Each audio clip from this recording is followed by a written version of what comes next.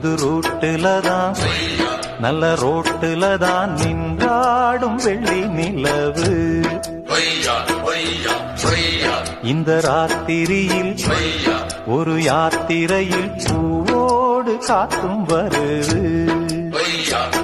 நிலவெங்கே சென்றாலும் நிழல் பின்னால் வராதா?